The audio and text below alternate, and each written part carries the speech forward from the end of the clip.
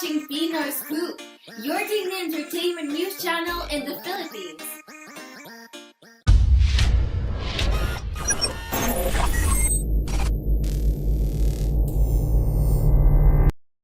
So what I remember from the Philippines is actually quite a bit because I left when I was about 10 years old. And so I still speak the dialect to my family.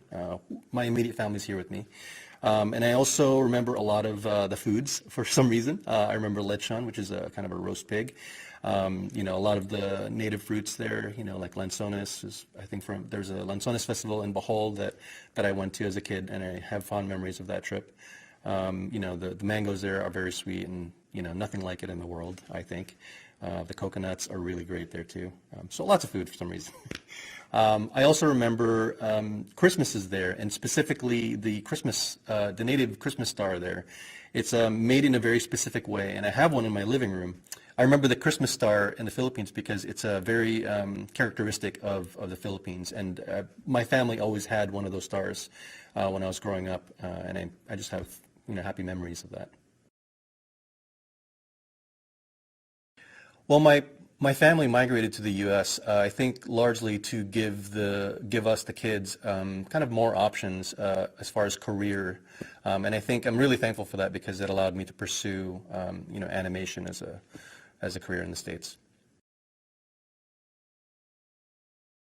So my Hollywood career began, I think early on I always knew I wanted to go into animation. It was something that I loved watching as a kid, and it really inspired me, and I really loved the process of animation.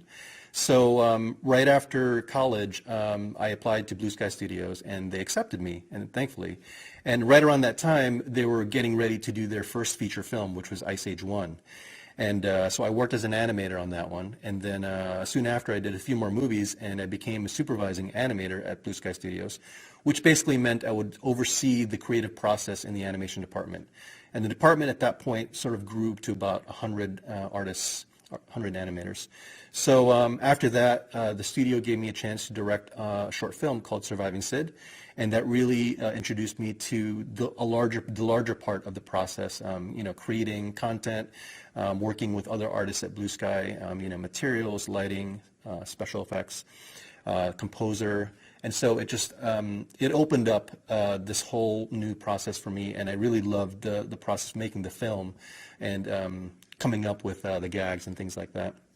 And so since then, I've been wanting to take that next step, and luckily Blue Sky gave me the opportunity to co-direct on Ice Age Collision Course.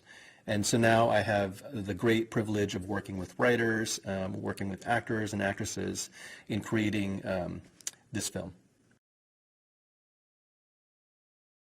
My favorite Ice Age character is definitely the Scrat, and it's because of his character, and the perseverance and what he's willing to go through to get what he wants. It's always his acorn, of course. And I just love that about his character, and I just relate to that sort of perseverance. So this is a Santo Niño, and this is something that I keep in my office all the time. It reminds me of home. It's a statue of basically the Saint Child, and it's from the Cebu city, and I have fond memories of this statue because my birthday is around January, and it's right around the time where we would celebrate the Santo Niño Festival. It's called Sinulog, and it's a really big celebration. Lots of, just jovial people on the street dancing, very colorful costumes, and they usually come up with really creative dances to win the competition.